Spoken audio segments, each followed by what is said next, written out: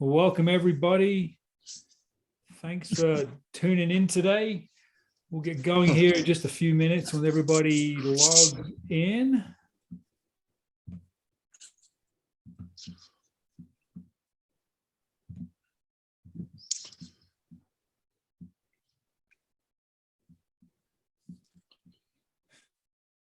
All right, looks like we've got a few people dialing in. And if you wonder where Ian's at, he's at the top of Mount Everest, dialing in especially. Mount Everest. You upgraded him. Yeah, big size. They just put a cell tower up here, and so the service is impeccable. That's right. Yeah, the Sherpas need the 5G up there. Right? Exactly. It's okay though because it's one of those fake evergreen type of cell towers, so nobody can tell. But for the fact that Everest is like 4,000 feet above tree line. That's right. Right. Little things like that. But those whatever. Are just details. It's one way. Exactly. Who cares about that? That's funny. Well, again, thanks to everybody for joining in. We are going to be recording today's session and it will be available in the next couple of days. So as a registrant, you'll get an email letting you know when the recording is available. We'll give it another couple of minutes and see who else is going to dial in, and then we'll get rolling here. I think Dean's just trying to see how long my ears will hold up in this cold air out here. Exactly. Something tells me that people don't have a lot of compassion for me at the moment, though. So maybe I should stop complaining. Hey man, just milk it for all it's worth. Exactly. Where's your earmuffs, exactly. Ian? You need like Mission Suite earmuffs. I thought about this too late, but I was going to buy Missions. So I have the Mission Suite ball cap with the big logo on the front of it. I was going to buy Mission Suite branded beanies, but I didn't think about it until let's call it November, like whatever. And I finally realized that by the time that they actually got here, it'd be because you gotta it takes 6 weeks or whatever for them to get through. So by the time that they got here, it'd probably be like February. Yeah. They'd still come in handy now though. So maybe I should have rethought that. You could use them until May around here. Yeah, all right. Exactly right. Well, why don't we get rolling, and then if anybody joins in along the way, that will be great. So, well, welcome. Today's webinar is what you don't know will hurt you in 2022. Of course, there's been some crazy times over the last 2 years, and Stephanie and I have been talking a lot about what's changed and what are we seeing in terms of trends in business, and that's the goal of today, is to provide everybody on the call some insight into what you should be looking at in your business over the next 6 to 12 months and even beyond, to try and get ahead of this crazy curve. So many of you know, my name is Dean Isaacs. I'm the founder of Vantage Group. We're a sales and marketing strategy consulting company. My co-presenter today is Stephanie. I'll let her introduce herself. Stephanie. Hello, everyone. We're so excited to have you join us. Dean and I, this has been I would say, passion project for sure, and an ongoing conversation that we've been having for quite some time. So I'm super excited to co-host this with him today. So thank you, Dean, for all of your insight and some great information we're going to be sharing here today. My name is Stephanie Shiver, and I am the founder and I would say chief coach at Gallantry Coaching and Consulting.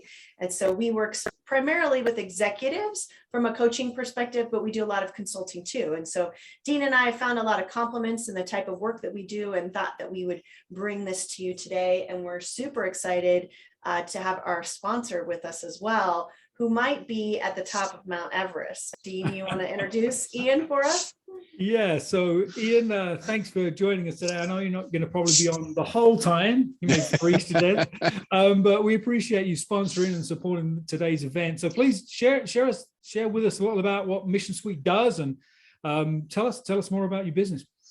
Yeah, absolutely. Thanks for having me. I'm just a little humble brag. I do take credit for introducing the two of you, and put moving the snowball in motion, right? There you go.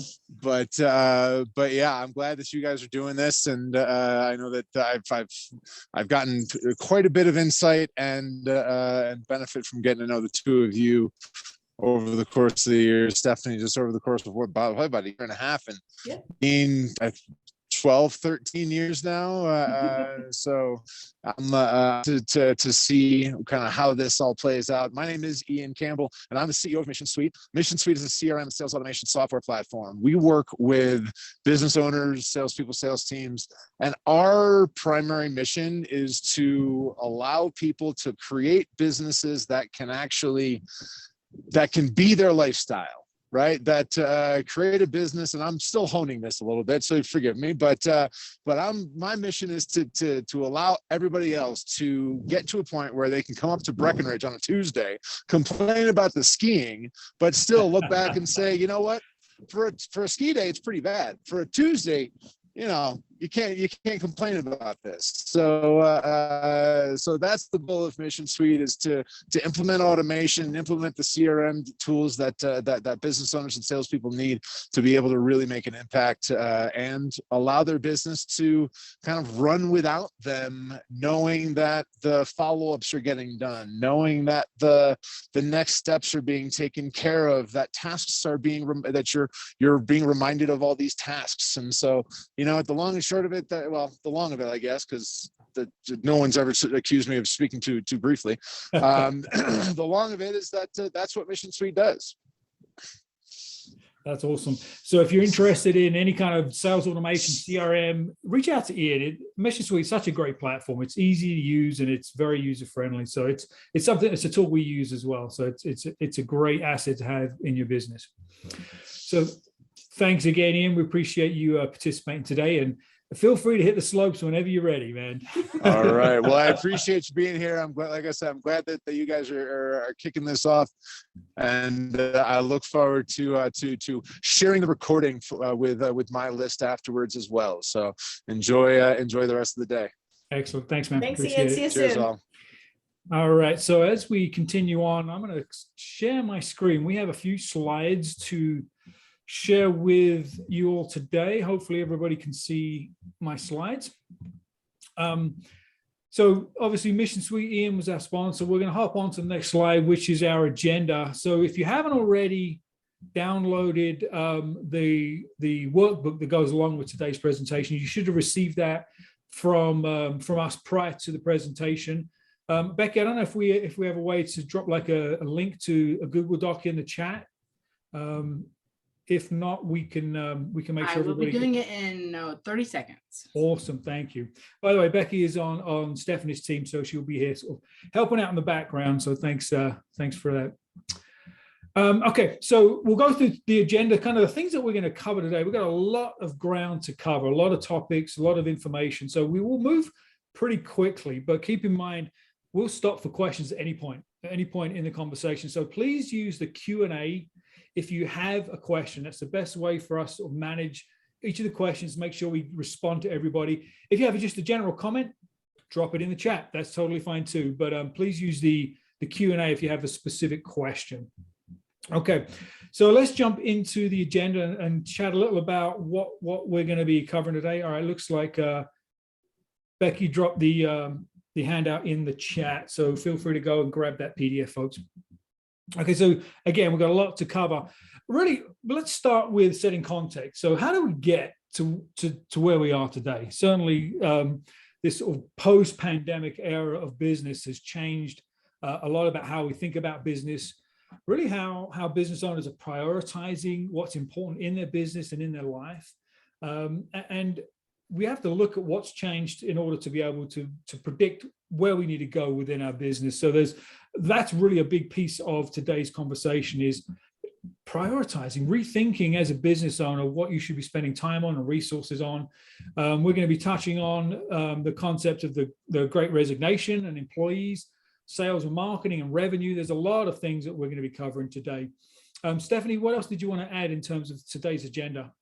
Yeah, I think the biggest challenge that Dean and I have been having conversations about is, in a lot of cases, when you're having conversations with business owners, they're talking about the here and now, the today. And things are moving so quickly that we really need to be anticipating. I'm kind of a sports nut.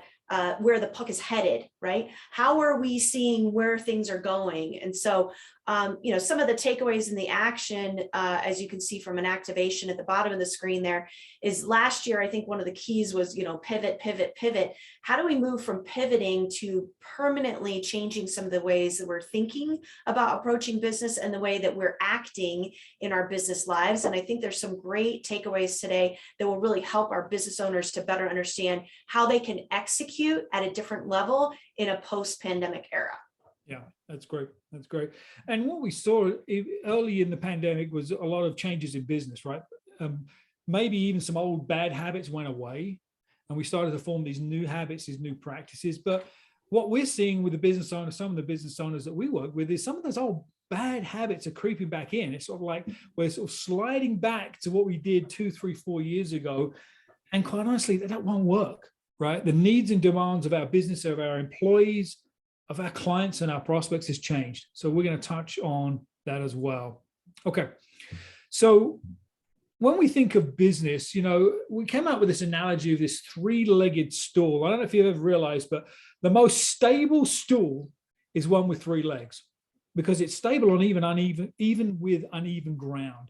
And so when we think about business, and for the context of today's presentation, the business being in the center of that wheel, the owner or the leadership is one leg of the stool. Your team members, your employees are another leg of the stool. And of course, clients and revenue are the third. So we're going to break our comments down into those 3 sections today and talk about each of them and how they've evolved and things you need to think about, and just give you some examples of what you can do to sort of evolve and move your business forward today. So we're going to start with clients and revenue.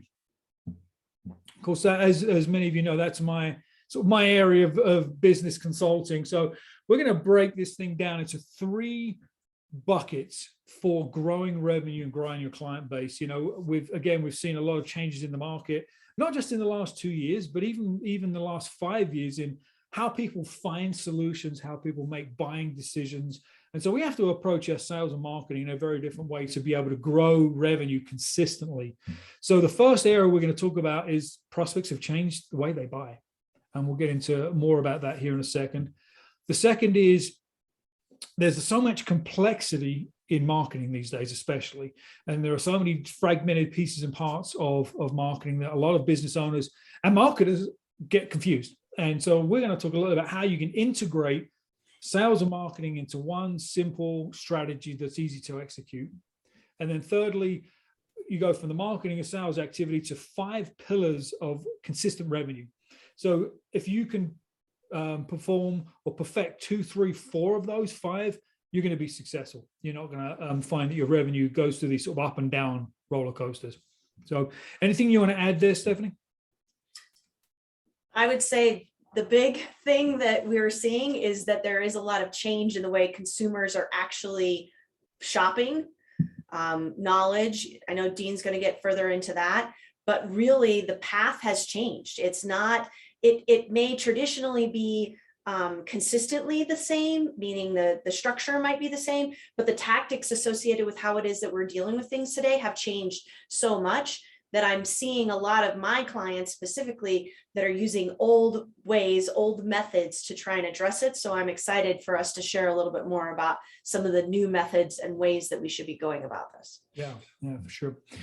So the first thing I think about when we think about how prospects have changed the way they buy is you can't help but think about like this concept of the buyer's journey, right? The process your prospects go through, and they start by identifying a problem in their business that's big enough that they want to spend time and money on to solve, right? If it's not big enough and painful enough, they're not going to spend money on it.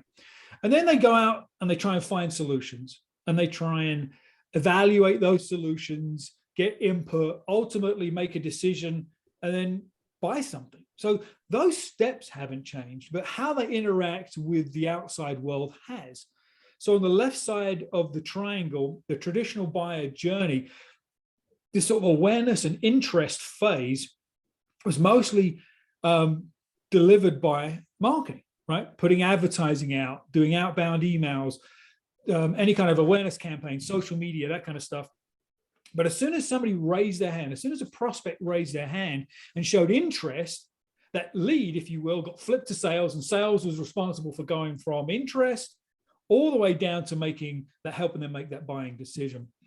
Well, the truth is that buyers have changed the way they buy. And the statistics show that buyers are now 60 to 70% through their buying decision-making process before they ever reach out directly to a brand and talk to a salesperson.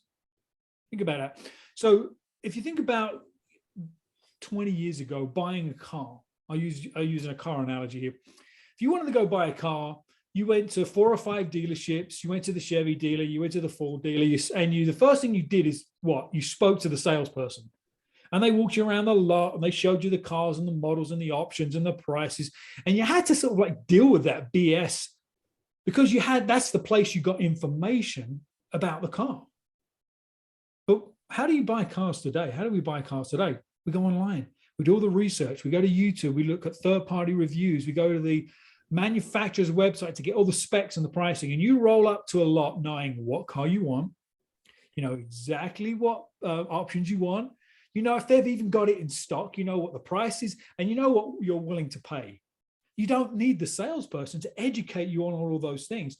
That's how the buyer's journey has changed. And now buyers of B2B services, products and services, they're self-educated. They have access to information because marketers are doing such a good job in communicating all of this information to the audience. So think about this. If your salesperson wants to take that buyer back to the beginning of the journey and resell them and recommunicate all of the basics that they already know, you're going to create friction in that relationship, right? They're already there. They're already past that point. So sales responsibility now is to communicate differentiation, answer questions, and get them to make a more rapid decision, right? Whether it's a yes or a no, sales' job is to get the prospect to make a decision, help them make a decision. They'll ask for more information if they need it, but they're already self-educated. They're already 60 to 70% of the way through the buyer's journey. So that's one big shift that's happened, not just in the last 24 months, probably in the last 5 or 6 years. So we have to align our marketing and sales activity with how the buyer is buying, which is now different. Does that make sense, Stephanie? Does that make sense?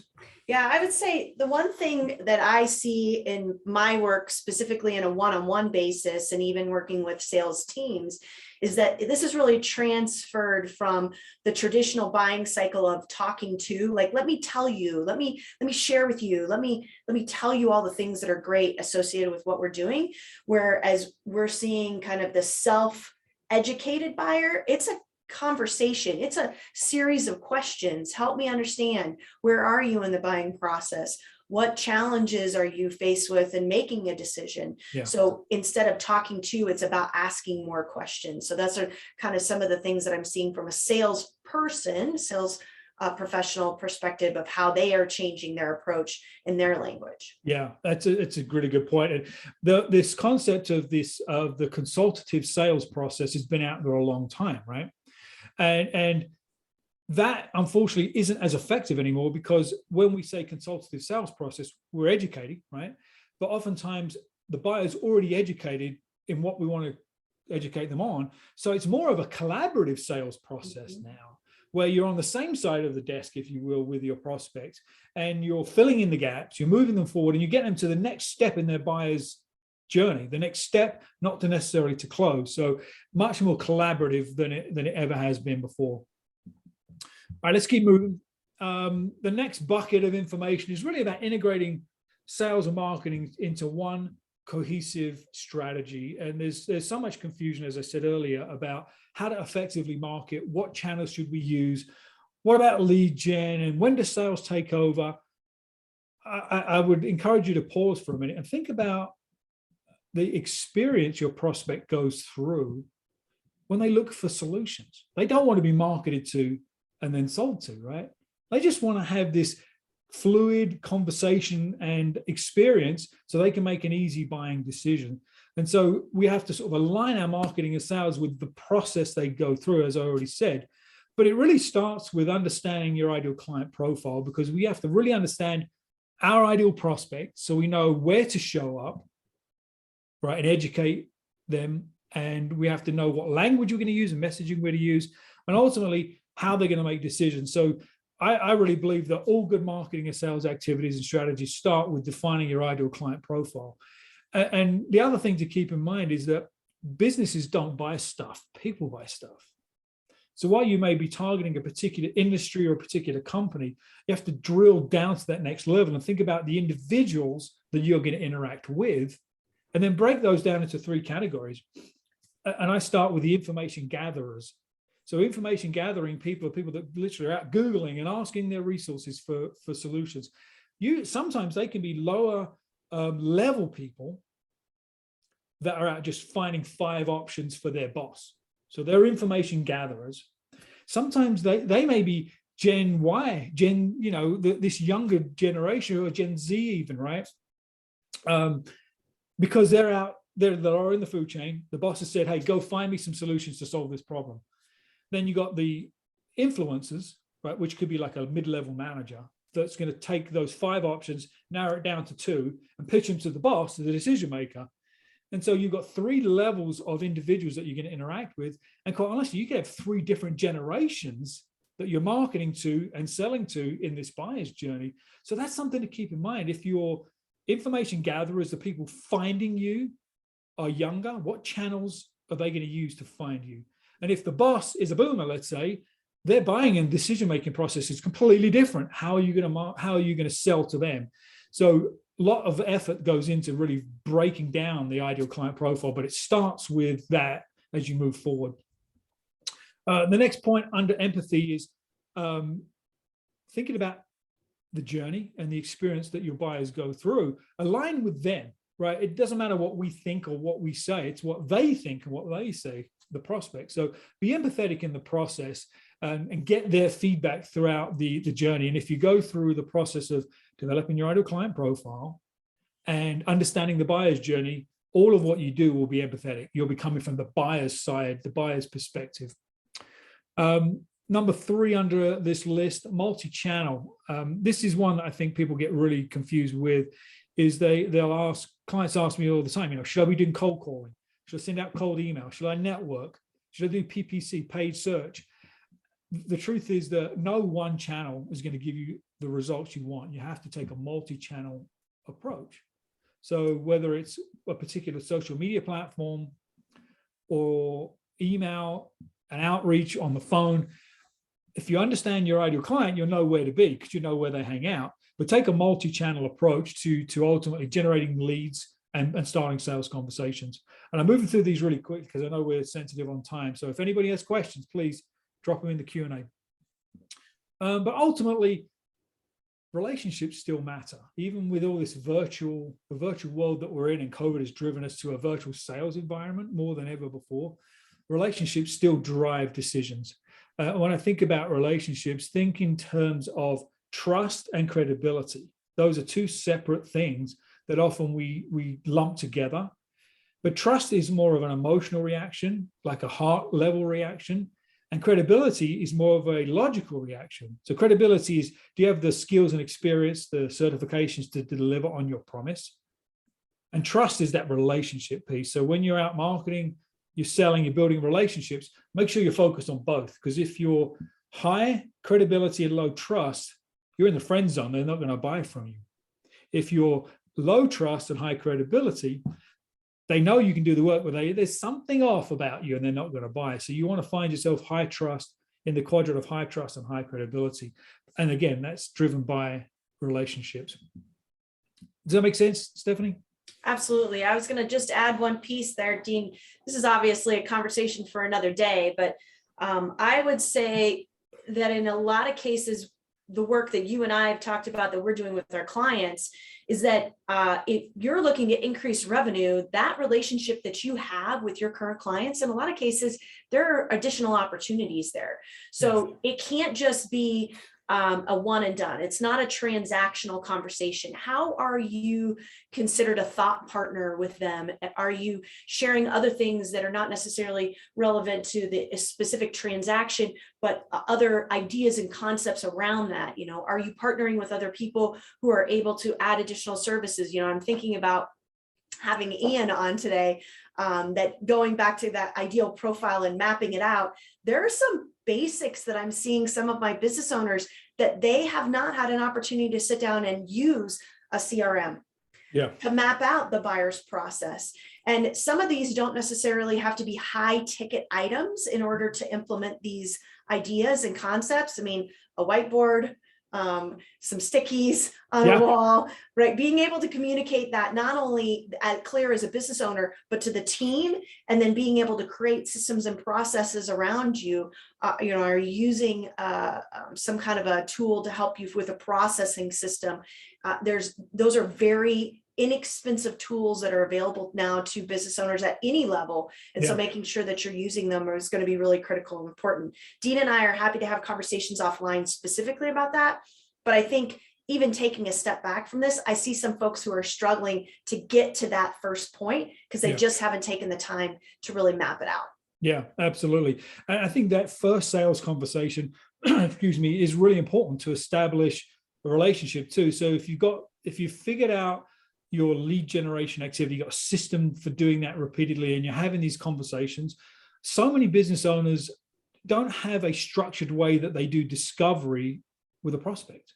And when you have a structured way to do discovery, you actually increase your trust and credibility, and you get the information you need. What a concept, right? All in one conversation, so that you're fully aligned. And anybody that works with me knows I have this sort of process I teach my clients to create a structured discovery. But the goal is not just to focus on the prospect's problems and pain today, but it's also to get them to think about this future state they want to be in, right? And what are the positive outcomes of being in that future state? It gets them creative. It gets them looking forward versus just being stuck in today's situation. So we could do a whole session just on those topics alone. It's a lot to cover, but we're going to keep moving forward. So 5 pillars of consistent revenue. As you can see, we've got them listed out on the screen. Sales pipeline management, and we touched on that a little bit already in terms of having a CRM, and but I'll get into some of those specific details. Client growth, we'll get into some opportunities to how to increase your revenue with your existing client base. Having an active referral program versus having referral partners that you hope are going to think of you, right, at some point. Obviously leveraging your email and your digital and social as well. So let's hop into sales pipeline management. The statistics show this over and over and over again. And Stephanie, I know you work with some salespeople as well. The number one reason more deals get lost than any other reason is lack of follow-up. Lack of follow-up. The most fundamental thing that we can do in our sales effort is actually follow up and do what we say we're going to do. That's the number one reasons deals get lost. Can you believe? It boggles my mind that happens. So if you can take away one thing today that's going to positively impact your revenues, follow up, follow up, follow up. Have a system and a tool to manage that follow-up process as well. It will absolutely increase your revenue, no question. So that's the low-hanging fruit, tip of the day. Follow up. Dean, can I just add too? Jump in, yeah. When you think you followed up too many times, that next time is probably the one time that they're going to say yes. Being a 12-week certified trainer, I spent a lot of time during my day helping people to figure out how it is that they can manage their time and find more time during the day. In a lot of cases, they flat out don't have the time to respond to you. They're not insulted. They're not upset. They want to get back to you, but they just haven't. And so there is a fine line between being annoying and professional persistence. But I would say more often than not, I'm seeing a lot of deals close on the 5th, 6th, 7th, 8th, 9th, 10th follow-up. Yeah. So don't feel like from a professional perspective that you're being annoying, and you can flat out ask.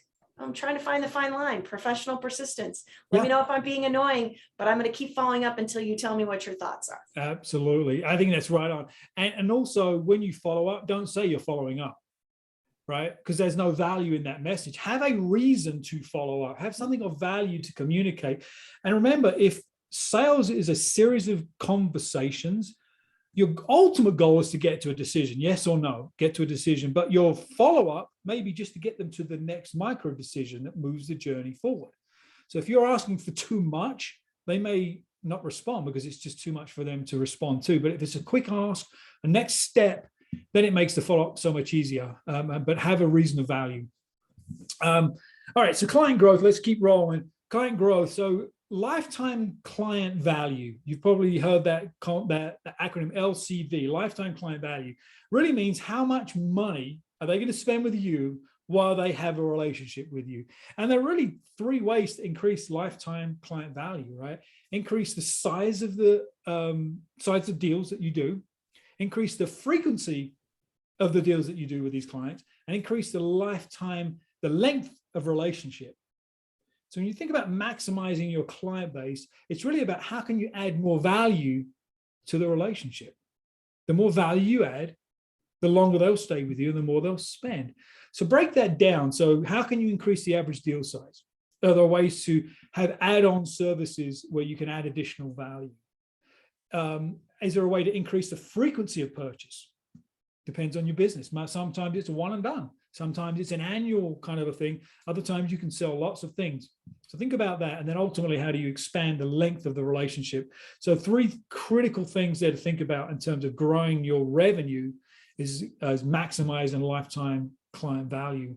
And sometimes the value is getting them to spend money with one of your strategic partners as well. That referral, that connection point where you can bring in another great value-added service provider where you don't necessarily gain monetary value, but you build relationship value because you've helped them solve a different problem. So a lot of opportunity to grow clients. Any additions to that one, Stephanie? I would just echo what you said. I think that there's a lot of opportunity to be able to have people in your Rolodex, right? We'll use an old scroll word there. That's a value that I see on a regular basis. My clients want to know, I need somebody who can help me with this particular problem that I'm having.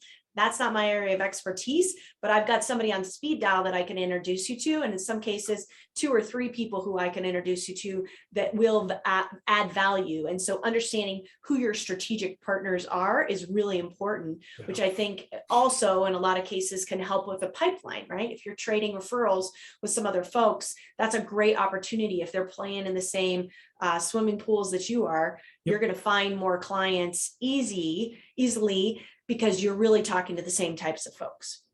Yep, absolutely. Yep, for sure.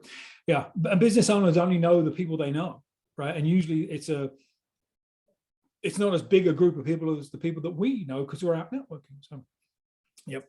Okay, active referral program. So many of our businesses and a lot of the clients we work with, they build their business on referrals, right? That's how they generate most of the high quality leads is through referrals. But over and over again, I hear the same thing. I can't control my referrals. I don't know when the next referral is coming in. I hope it's going to come in, but I don't know.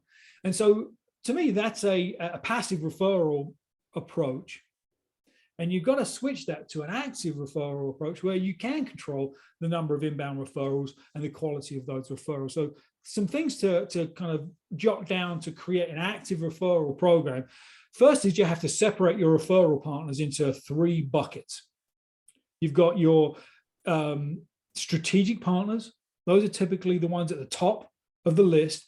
Those you have the most synergy with. You can sell with, you can potentially co-sell and package together. You've got maybe an active relationship where maybe there's an affiliate agreement. Maybe there's no money changing hands, but you're proactively looking for opportunities for each other. Much more strategic, and there's going to be a smaller group of those. Then you've got your referral partners, people that know you, like you, trust you, and will think of you. And even within that group, you're going to have sort of the A's, the B's, and the C's as well. And then third, you've got client referral opportunities as well, right? So that's a great opportunity to build inbound leads is through your clients recommending you to other business owners. So if you think about your referral world, segment it into those 3 areas, but you still have to take an active approach. And one of the easiest ways to generate inbound referrals is to give referrals, right? Give first and you'll almost always receive back. And a lot of folks will say, well, I don't always have a client that I can refer to this individual, you don't have to refer a client. Refer another referral partner, another great connector. And probably 90% of the introductions I make are connector to connector introductions. And they add so much value because it extends both of those people's networks. You know, when I refer somebody to a client, they've got to be a good fit. Know, like, and trust has got to be in place, all of those good things. But one way to create active inbound referrals is to make referrals. And again, connect connectors. Stephanie, do you have anything to add to that? So the one thing that I always have a conversation with business owners and sales professionals about is asking them, when was the last time you asked? Yeah. Flat out, super simple. And I think many of us are very uncomfortable with just asking. Yeah. And so something as simple as a softball to approach to say, you know, maybe we've been talking about some specific work. Hey, I know you've really enjoyed this work, but do you know anybody else in your network that might benefit from the work that we're doing here today? Yeah. And maybe they do. But I think the number one challenge when it comes to a referral program or referral partnerships or working with clients is we have to ask the question. And the more frequently that we ask the question, the easier it will be received from the person that we're talking to. And by the way, the better we'll get at it. But ask. Absolutely. There's an interesting statistic out there that 91% of clients will give you a referral when asked, but only 10% of business owners and salespeople ask. Think about that. That's another quick low-hanging fruit. Just ask. And the best time to ask is when you've delivered great service to your client and they're excited about their outcomes and the results and all that good stuff. And you can say, awesome, I'm so pleased you got these results. Who else do you know that could benefit from this as well? And they're on a high, right? They're excited. They're going to find those individuals. And then the next question is, would you mind quickly shooting out an intro email? Mm-hmm. Get them to actively make the referral. Because if you wait, they're going to forget. So right there, it's super easy. It's not a hard ask at all. So absolutely. All right, I want to bucket number 4 and 5 into one section just because of our time. Email list and social media and digital.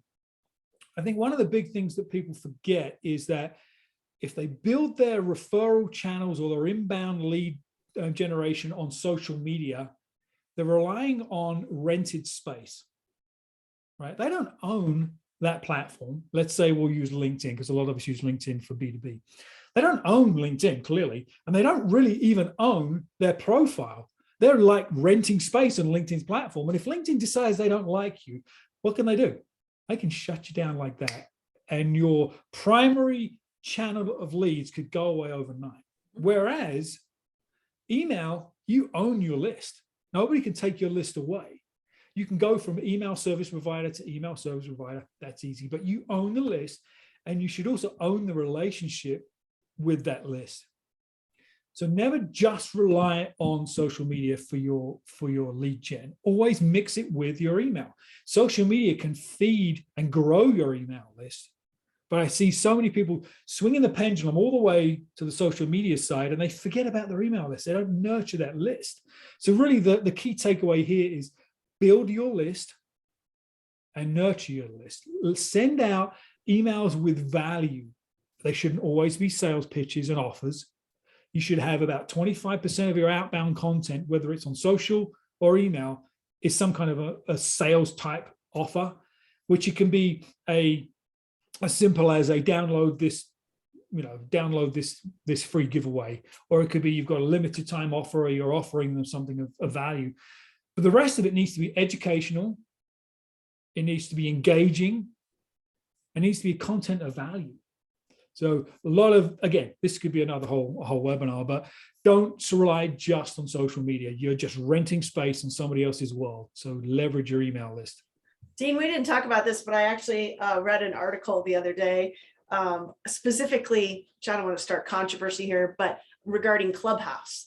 And has Clubhouse kind of past its prime? And I think that that's really a testament to making sure that you're not becoming too attached to one method so that you do own it. It is close to you and you're not relying on some outside source, because if that thing becomes a fad and it goes away, are you prepared to be able to move on to the next method of how it is that you're going to bring new business into your organization? Yeah, yeah. And it goes back to that multi-channel approach we touched on earlier. I think podcasting, for the most part, is underutilized. And we're hearing this like, oh, podcasting is out. There are some amazing strategies you can leverage with podcasting from being a guest and or being a host to get side by side with your ideal prospects in a friction-free environment. So, all right, Great. I'm going to move quickly through this next slide because we've got lots more to cover. So we've already talked about the clients and revenue. The next section we're going to talk about is team members. So there's a lot of interesting things that have happened around people and teams. So Stephanie, I'm going to hand it off to you. It's interesting. I even had a conversation this morning with one of my clients that was talking about some of the issues that they're still faced with in their organization. Growing is one thing, but if you grow and you don't have the capacity to back that up in the backside, that's a problem, right? You need to be able to put your money where your mouth is. And if you're promising clients that you're going to be able to perform, you better make sure that you have the proper talent to back that up. Yeah. And obviously, one of the things that we've seen this year is a lot of people have left the professional world. Dean and I have talked a lot about how it is that translates into consulting and coaching out in the business world, or people who've just left the market entirely for different reasons. But the great resignation relative to, maybe some people are using the phrase, the great reshuffle, which we will talk a little bit more later, associated with how it is that this change in how people are hiring, how people are working, the resources or benefits that are available for your team members are going to become even more critical in the future, because you can go out and sell all day long. If you want to talk to Dean and have a conversation and figure out how to do that, that's fantastic. But the problem is that if you don't have the resources in place today to be able to, or you can very quickly implement them to be able to deliver on the deals that you have closed, you're going to have a problem. And so making sure that you're clear on, and I would say, Dean, let's flip to that next slide. Hiring has changed in a lot of cases as well, that we're seeing there's a real transition in the old versus the new ways of hiring. So Dean, you want to talk a little bit more about this? Yeah, absolutely. This sort of hit me one day when I was talking with a client that was trying to hire a VP of sales.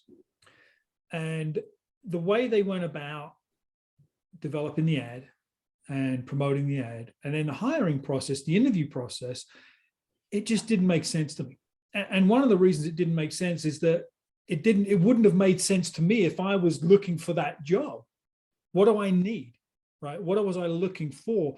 And one of the biggest issues was their interview process would have been about a 6-week process.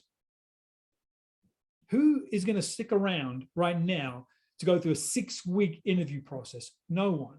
And so the pendulum has shifted. So the old way is when it's an employer's market, meaning there are more jobs out there, there are more candidates out there than there are jobs. The job is the thing of value, right? And so post the ad, you're going to get tons of candidates. You can take your time. You can be super selective as an employer, and you can find an employee. Well, of course, the pendulum has swung the other way right now, and it's an employees market, meaning that there are way more jobs than there are employees or candidates, right? It's like house buying. Think about it. If you're selling a house in a market today, right, you've got the asset, you've got the house, and there are so many buyers that are asking that they're going to give you way more money than your house is worth. You don't even have to stage it. You can literally like push the kids to the side of the room and show the house and people will buy it. You don't have to prepare. But when the market was the other way around, where there were far more houses on the market and far few buyers, you had to go through marketing it, staging it, getting all of the open houses, getting people through the front door. The power shifted from the homeowner to the buyer. So that's what's happened in the employee market. So my contention is that we have to now think about hiring and recruiting differently, because we have to really be good at attracting our high quality candidates, because candidates have lots and lots of choices. And they're not going to go through a 6-week interview process. They'll have already had 4 other offers that week. So if you take your time, you're going to lose. So very quickly, you have to start thinking about your recruiting as a marketing activity, right? And when we think about marketing, we think about our ideal prospect. Now we have to think about our ideal candidate. Create a profile of your ideal candidate and market to that person, market to that individual, that gender, that generation, whatever it is. Don't market for what you like, market for what they want. So your recruiting is a marketing activity. And then your hiring, which is your interviewing and decision-making, now becomes a sales activity. They don't have to sell you. You have to sell them on your company. Not even the job necessarily, but the values of the company, the purpose and the passion for the company. How are they going to have an impact? Put on your sales hat, because you have to convince candidates to come work for you now, which is a complete shift. So marketing and sales is recruiting and hiring. Changing mindset completely. Dean, I would add too that if you think about the people in your organization who are actually doing this activity, in a lot of cases, their skill set is not representative of being a marketing and sales professional. Nope. So I would encourage you, if you've got some HR folks in your organization, rewind this conversation that we had today. And some of the points that we were talking about from a sales perspective, use those when you're talking to your recruiting team, because really, we truly are talking about sales and marketing for them. And they may need a refresher or some skills training around those specific areas, because that's just not something that they've been, had to use those skills in the past. So they may need some additional information, or they may need an analysis so that they can better understand how to approach those discussions. Yeah, get your marketing team to look at the ad, right? It shouldn't just be a regurgitation of some old job description. That won't work. It just won't work. No. All right. So team members, we talked a little about the recruiting piece. I think we missed that one, Dean. Did. Let's go back. Oh, that's not good. All right. Okay, how about if you turn it off and I can keep talking? I think I have a few ideas relevant or relative to this discussion, but Dean was talking about hiring, right? That first piece of really bringing on those correct candidates and helping them to move through the process. As a former HR executive, being in my role, I remember quite frequently when I was having conversations with folks about coming into our organization, it was pretty basic questions, like what's the salary and bonus structure? Tell me a little bit about like maybe my vacation, maybe I want to know a little bit about my 401k account. And then maybe you can tell me about, the healthcare benefits. The game has changed. We're having far different discussions today relative to the things that clients or candidates are actually looking for. And I would say this is not just a candidate, individuals who are interested in coming into our organization, but also current clients, or current employees that we have. Are we offering these resources? So a few things just to be talking about relative to recruiting, interviewing, hiring, and retaining employees. These benefits are going to be critical. So paid time off. And paid time off is a really interesting one. Dean and I have had a few conversations about this whole idea of, you can see this unlimited vacation days. There's a lot of people, either employers or employees, who really have a hard time navigating this. So while unlimited time off may sound fancy and fantastic, I actually have a sales professional that I coach who recently changed organizations, and he approached this, unlimited vacation, and having come from a previous corporate role, he's like, I don't even know how to deal with that. I'm like, how many vacation days did you have in your old company? And he told me, and I was like, then plan your vacation around that. Yeah. Because we see either one end of the spectrum or the other. Number one, people are unclear how to take those vacation days, so they don't. And now we have employee burnout. Or number two, they're abusing this tool. And so even though it may sound like a really great thing to bring in individuals within your organization, I may suggest as a business owner, as a leader in your organization, to really rethink this. How is it that your team members are using this idea of unlimited vacation time? Yeah, it can be a powerful recruiting tool, right? But it can also be, there can be a negative side. So having the right systems and controls around it, I think, are key. Yeah, I want to be in the cube next to the guy who's on his 95th week of vacation. Right. And you have to cover for him. Right. Yeah. Exactly. No fun. Because I'm Okay. afraid and I don't even know how to move forward or navigate it. Yeah.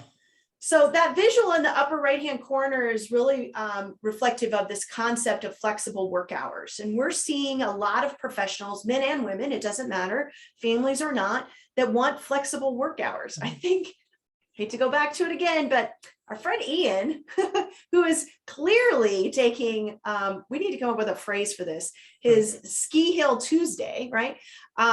Being able to use different hours during the day. I actually have team members who are have flexible work arrangements so that they can care for their family members or take care of other things outside of work. But being able to allow individuals to really move towards items that are needing to occur, like what are the OKRs? What are the takeaways that your employees actually need to get done?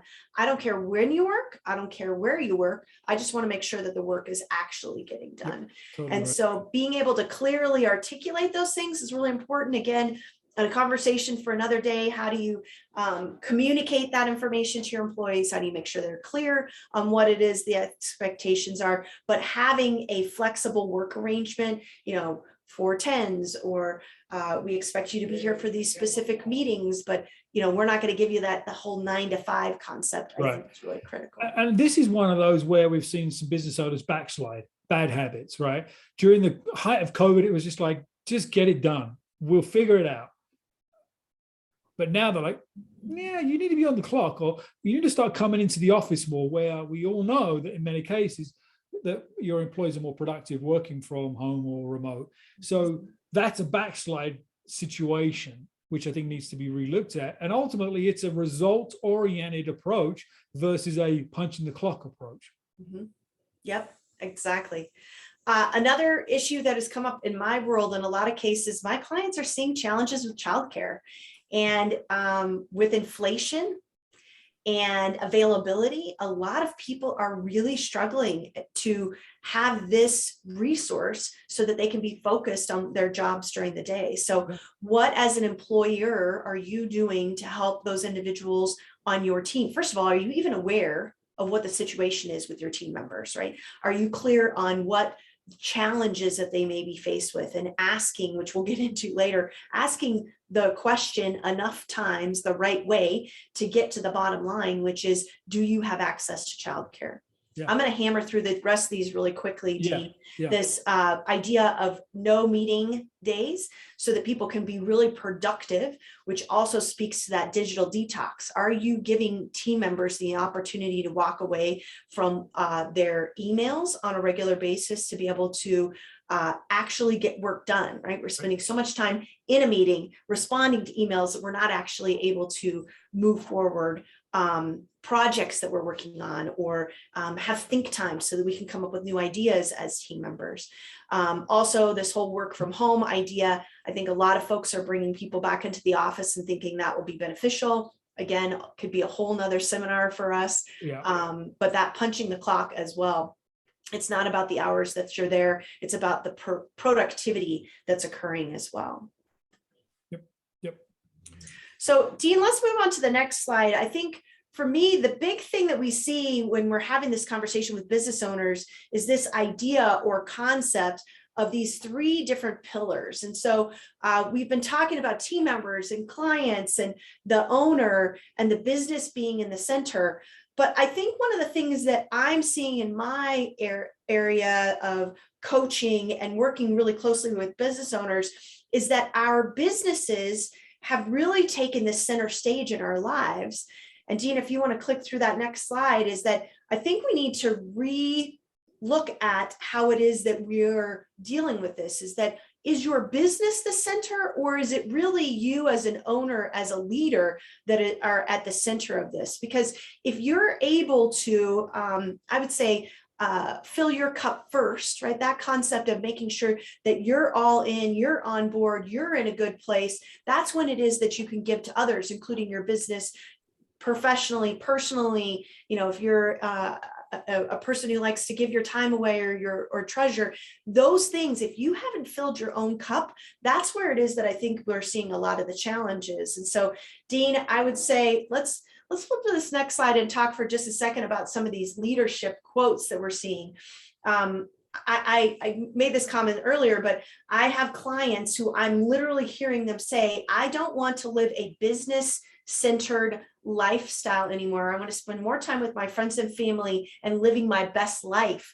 I mean, Right. Ian, again, is a great example of living his best life up Breckenridge on peak 7 today. But are we really being mindful of, are we just here to do a transaction, or what is our actual purpose in this world?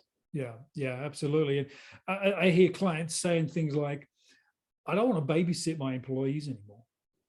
Right. And there's a root cause to why that's happening. But the point is that it's the business is driving their life versus their business serving their life. And that's a big shift. It's a huge shift. So I think that's an opportunity that there was a lot of folks that reevaluated what's important to them during COVID, but I think they've forgotten about it. Quite honestly, they've kind of, again, backslid back into the grind.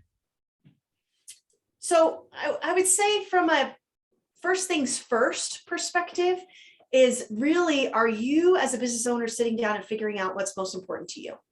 And once we can figure out and hone in specifically on what it is that we're trying to achieve, we can move in that direction. Dean, if you want to move to the next slide. I talked to some of my clients about this idea that they have this image in their life of what it is that they want. We talk about the Ferrari, the Rolex, and the trip to Bali. Yep. And they come to me and they say, hey, Stephanie, I need you to just help me to create a plan associated with me getting these 3 things.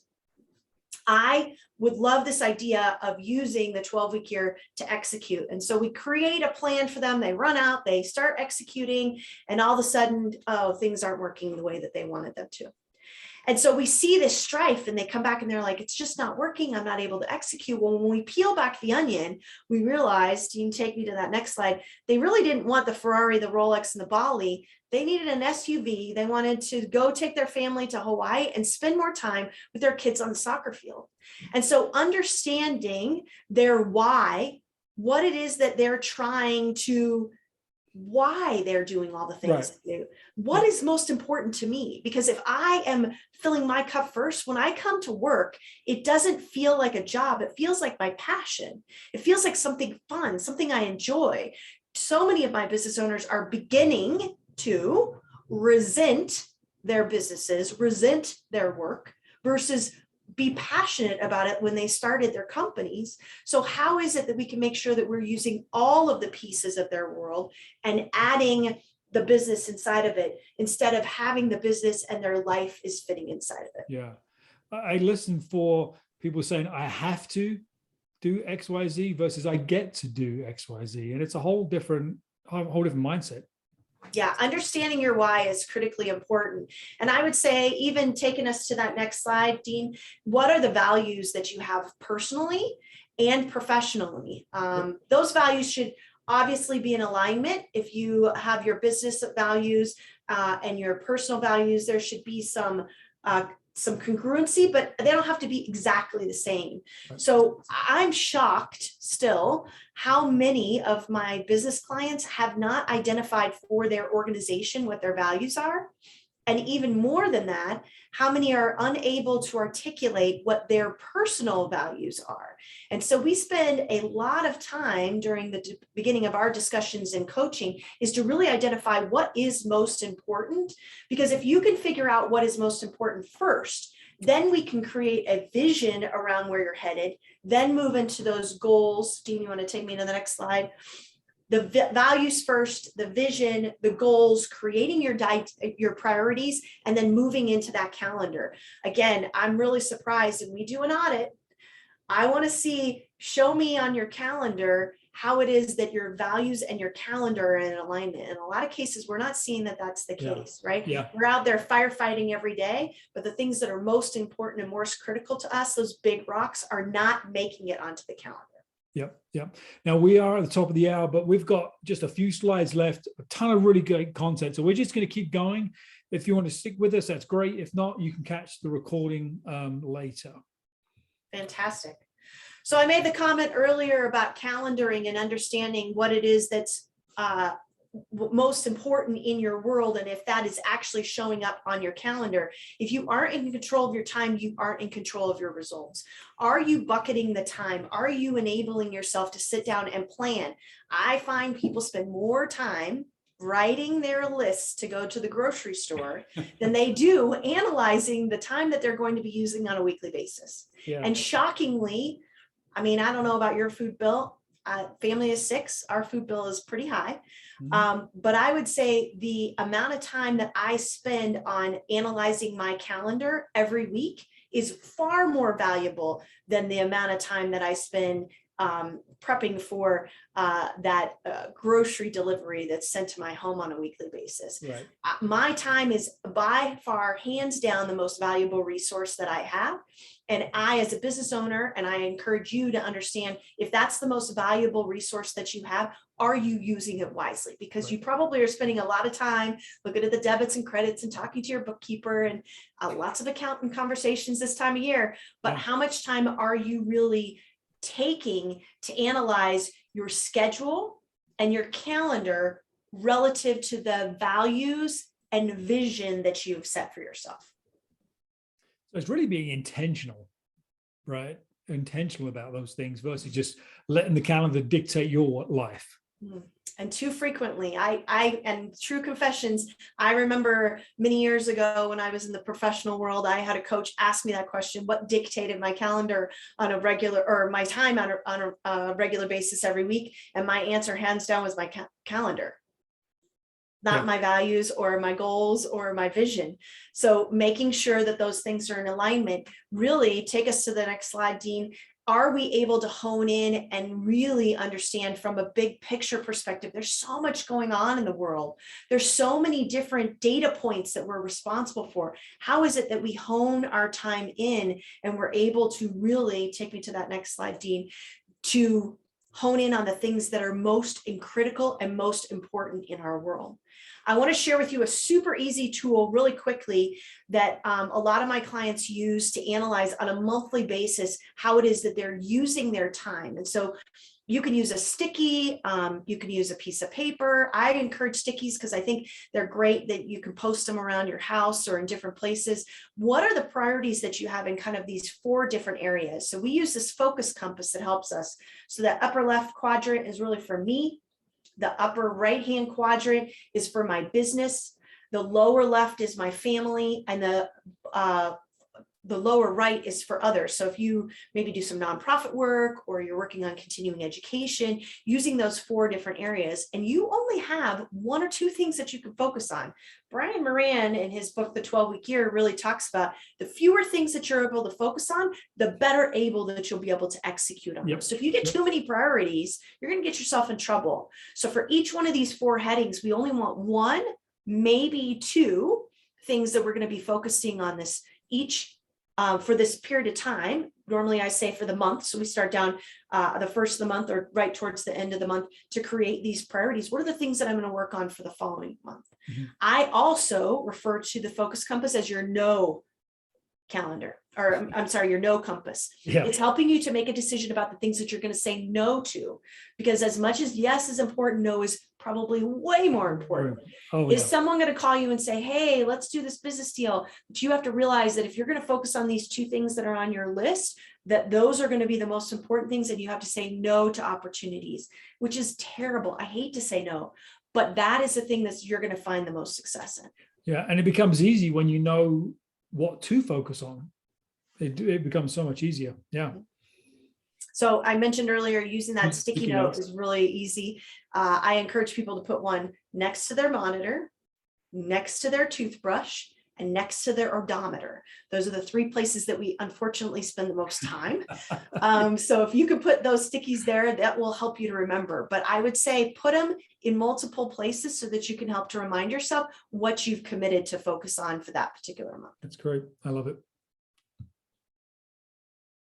So wrapping up, I mean, for us, I think these 3 different areas, I think have really become more critical, but I think we're realizing now that instead of the business being the center, we're really seeing the owner and the leadership of that organization, how it is that that concept, if you don't stand for something, you'll fall for anything. How secure are you as an owner, as a leader in your organization, so that you can make sure that, again, you can fill others' cups from your full cup?